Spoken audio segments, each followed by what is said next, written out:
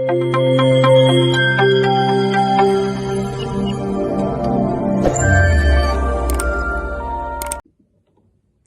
दोस्तों, मेरे YouTube channel खिड़की पर आपका स्वागत है।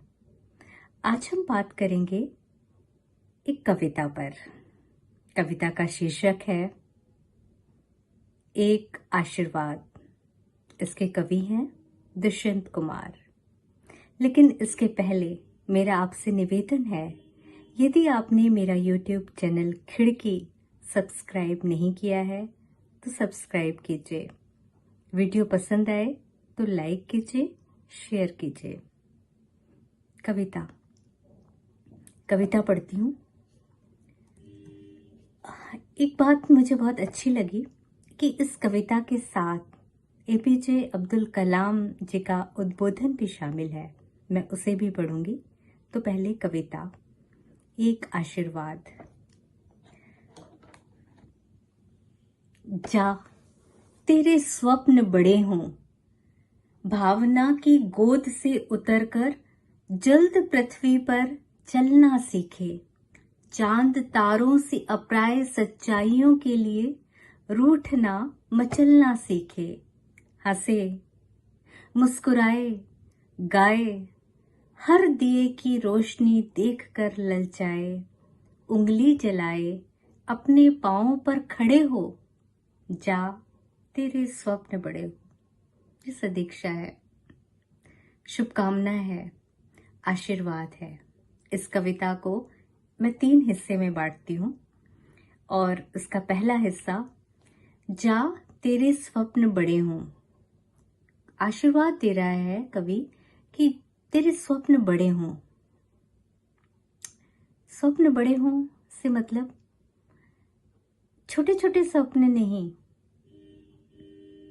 बड़े स्वप्न हों। ऐसे स्वप्न देखें जो मानवता, इंसानियत के हों, जो इस संसार को और बेहतर रहने की जगह बनाए। ऐसा स्वप्न जो एपीजे अब्दुल कलाम ने देखा था और मिसाइल के क्षेत्र में नए नए उन्होंने मिसाल कायम की थी। एक स्वप्न जो गांधी जी ने देखा था। ऐसा कोई बड़ा सपना हो तो कह रहे हैं, जा तेरे स्वप्न बड़े हों, भावना की गोद से उतरकर जल्द पृथ्वी पर चलना सीखे। अभी तुम उतने बड़े नहीं हुए हो, क्योंकि अभी तुम भावनाओं की गोद में पल बढ़ रहे हो। भावनाओं की गोद से तात्पर्य है अभी माता पिता का संरक्षण है, हर कोई तुम्हें दुलार रहा है, प्यार कर रहा है। लेकिन जब गोद से उतरोगे, जमीन पर चलोगे तो गिरोगे तो संभलोगे। तो भावनाओं की गोद से तात्पर्य है सुख सुविधा, उसको त्यागना और सच्चाई का सामना करना पड़ा। चांद तारों से अप्राय सच्चाइयों के लिए रूठना मचलना सीखे। लक्ष्य बड़ा होगा। चांद और तारों को पाना एक बड़ा लक्ष्य है। वैसे तो मुझे याद आती है जब यहाँ पे कवि दुष्यंत कुमार कह रहे हैं जिद की, तो सूरदास जी जो अपनी कविता में लिखते हैं कि श्री कृष्ण हट कर रहे हैं, जिद कर रहे हैं, मैया मैं तो चंद्र खिलौना रही हूँ, मुझे चांद खिलौना चाहिए। अरे चांद जैसा कुछ ले लो, ये देखो बाल्टी में चांद दिख रहा है, ये देखो चकले से खेल लो। लेकिन वो कह रहे हैं नहीं, मुझे तो चांद ही चाहिए। तो ऐसी जिद, ऐसा रूठना, जैसा बाल हट श्री कृष्ण कर रहे हैं, तो यहाँ मुझे रूठना मचलना से उनकी याद आ जाती है। तो चांद तारों सी अप्राय सच्चाइयों के लिए रूठना मचलना सीखें। लक्ष्य कठिन है तो उसको प्राप्त करना कठिन है, लेकिन उस कठिन लक्ष्य के लिए रूठना, उसके लिए जिद करना सीखना होगा। और फिर जब आप उस स्वप्न को पूरा करने की राह में होंगे, योजना बना लेंगे, कोशिश कर रहे होंगे, तैयारी कर रहे होंगे, संघर्ष कर रहे होंगे, तो निराश नहीं होना है।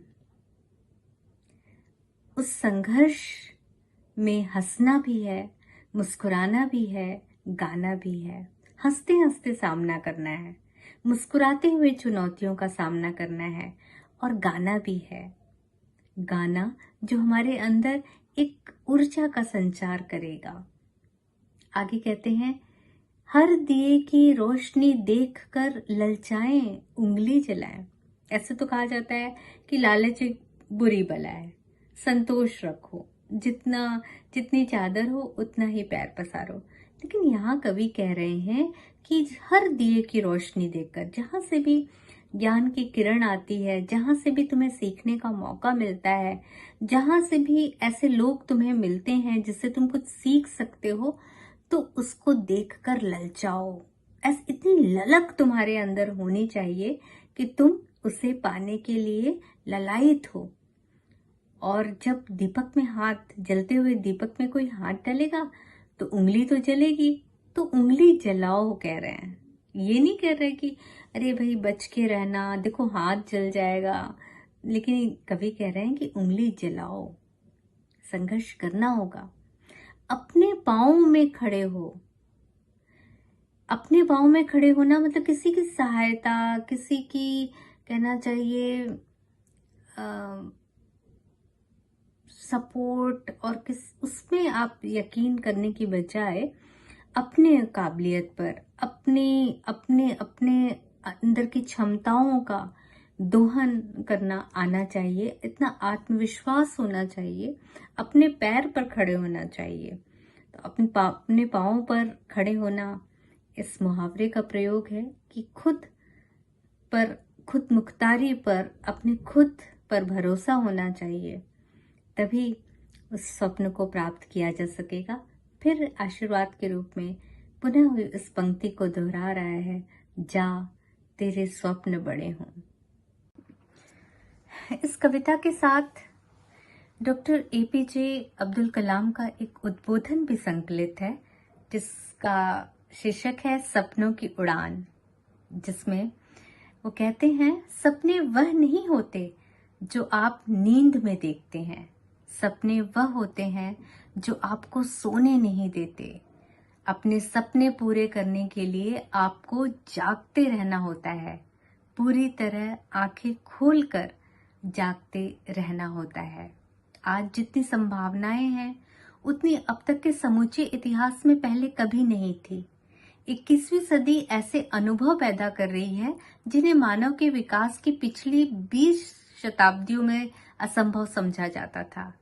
ऐसे माहौल में जब प्रौद्योगिकी और नित नई खोजों के बल पर मानव सभ्यता तरक्की करती जा रही है, इंसान में छिपी संभावनाओं का भी तेजी से विस्तार होता जा रहा है। लेकिन इन अवसरों का अनुभव करने के लिए हमारे पास जो समय है वो उतना ही है, और आज के युवा इसी दुविधा में हैं। युवा चाहते हैं कि उनके सामने जितने किस्म के अनुभव उपलब्ध हैं वो सबका फायदा उठा सकें, जो कि उन्हें मिलना भी चाहिए। लेकिन जैसे जैसे दुनिया का दायरा बढ़ता जा रहा है, वैसे वैसे हमें खुद को कुछ खास विषयों के सक्रिय दायरे में सीमित कर लेना पड़ रहा है। मुझे नहीं लगता कि ऐसा करना सही है। मेरा सपना है कि संसार के हर युवा को संसार के वह सारे अनुभव मिल सकें जिसकी उन्हें चाह हो। लेकिन यह कैसे संभव बनाया जा सकता है? इसे संभव बनाने के 2 तरीके हैं। एक तो यह कि हम कुछ ऐसा करें कि हमारे पास जो समय उपलब्ध है उसे हम बढ़ा सकें। दूसरा यह कि हमारे पास जो समय है हम उतने ही समय में जितना काम कर सकते हैं, जितना कुछ हासिल कर सकते हैं, उसकी मात्रा बढ़ा दें। इन दोनों जीवन लक्ष्यों को कैसे प्राप्त किया जाए, यह समझ लेने में दूसरी चीज तक पहुंचने के दरवाजे खुद ब खुद खुलते जाएंगे। यही वह लंबी छलांग है जिसका मानवता को अब तक इंतजार था, और जो हमें विकास क्रम के अगले चरण तक पहुंचा सकती है। तो डॉक्टर एपीजे कलाम जी का ये उद्बोधन और कविता को जब हम आमने सामने रख कर पढ़ते हैं तो यह बात और स्पष्ट होती है कि अपने स्वप्न बड़े हों, हमारे स्वप्न बड़े हों, और उसको प्राप्त करने के लिए कम समय में पूरी शिद्दत के साथ उससे जूझना शुरू कर दें। बारे में ज़रूर कहना चाहूँगी कि उनकी आवाज़ें जो हैं वो आवाज़ों के घेरे में एक पुकार है, उनके शब्दों में बहुत वो ताकत है कि बहुत असर होता है। ऐसा लगता है जैसे ज्वालामुखी फूट रहा हो। और उनका मिजाज तो अलहदा है ही। उन्होंने एक साहस के साथ, वो किसी से डरे नहीं, और उन्होंने लिखा। और उनका मकसद ही यही था कि वो लिखते हैं ना कि सिर्फ हंगामा खड़ा करना ही मेरा मकसद नहीं, मेरी कोशिश है कि सूरत बदलनी चाहिए। तो कविता आपको कैसी लगी, और इस अपने सपने के बारे में आप क्या सोच रहे हैं, इसे साझा कीजिए। धन्यवाद।